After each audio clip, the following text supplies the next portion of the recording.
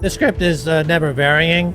They print tons of money, and it all goes to disproportionately to the top 0.1%. Then they're all shocked. Then they say we're going to raise taxes. And of course, the taxes are only applied to reported income. And so most of the money that gets printed goes into that offshore pool of capital managed by the big four accounting firms that never sees the light of a tax agent and never gets taxed. It's never reported. Yes, it's true that the top 1 or 2% pay most of the tax, but only on their reported income. Right? And they only report maybe 10 or 15% of their actual income. And the rest goes into that black market, that black pool. Well, not even that, Max. So they don't receive the printed money as income. They receive it as stock price gains, as asset price gains. They own all the assets. The ordinary Joe Bag of Donuts, the guy in the bottom 90%, 95%, they work for a living. They receive an income. So they're the ones that are getting taxed on the new money because they receive their money in income or wealth transfers from the government. So the top 1%, Elon Musk became worth 300 billion on paper, not because he was like working hard and receiving a paycheck of like 50 billion a year. He was receiving, a stock price gains,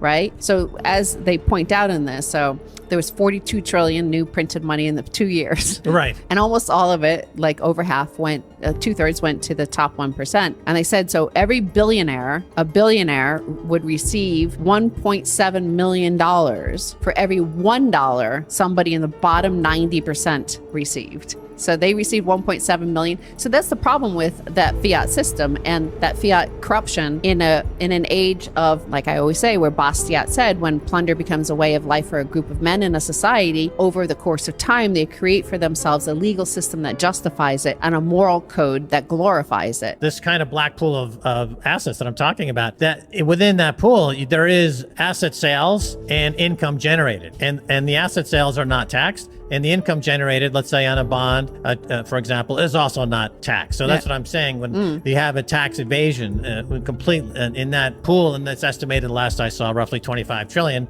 is just captured and managed by those four big accounting firms. Nothing's ever taxed in there. Once something goes in there, it's gone forever. No government ever sees it. The disproportionate between, as we've said for a while, it's gone from quintillionaires and it's gone from super rich and it's gone from the Gini coefficient. That's measuring the wealth gap in different countries. And we see, for example, France usually has a lower Gini coefficient than maybe the United States, for example. But we're so far off the charts in terms of even Gini coefficient. We are now in a period, you've got to call it neo-feudalism, where 99.9% of the global wealth is controlled by a few thousand people. And that's no longer akin to any economic system other than feudalism. Well, again, this is the same headline we've read over and over for years, for 20 years now. Before Bitcoin, we talked about gold in relationship to as some sort of, exit strategy from fiat and fiat fraud, financial fraud, banking fraud, central banking fraud, money printing, inflation. That was the only option back in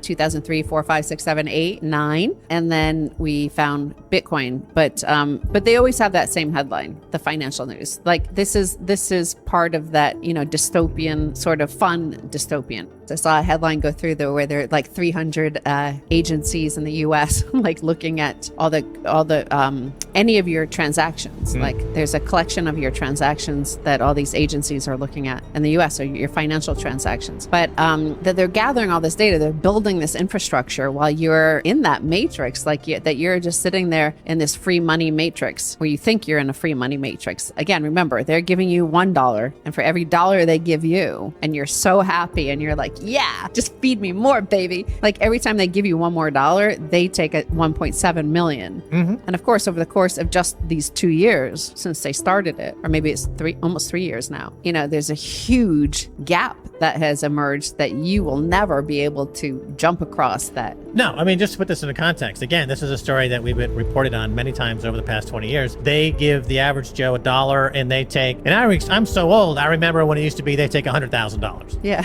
And then every few years that number gets bumped up. Now we're at 1.7 million. Yeah. And the feudalistic nightmare that's unfolding is one where you literally have a society that's developed. I mean, people just have to look at the images on the street. It's depressing to kind of describe exactly what's going on. We need to start pulling our cash out of the system completely. No more philanthropy projects, no more good guy, no more Mr. Nice Guy. We need to start pulling our money out. And we saw liquidity dry up, and we saw the response from the Federal Reserve Bank was to lower rates and inject lots of cash. And a lot of that had to do with those with a lot of resources were pulling it out and putting in that offshore kind of black pool of capital. And I think we're still kind of in that period where the people who have, the oligarchs and the robber barons from the 1920s, a lot of them went on to build libraries, or they built social programs. They felt an obligation to give back in a huge institutional way, build universities, build schools. We don't really see that anymore. I'm open to be debated on this point, because I think that those with those resources are really just hightailing it out of town. They're like,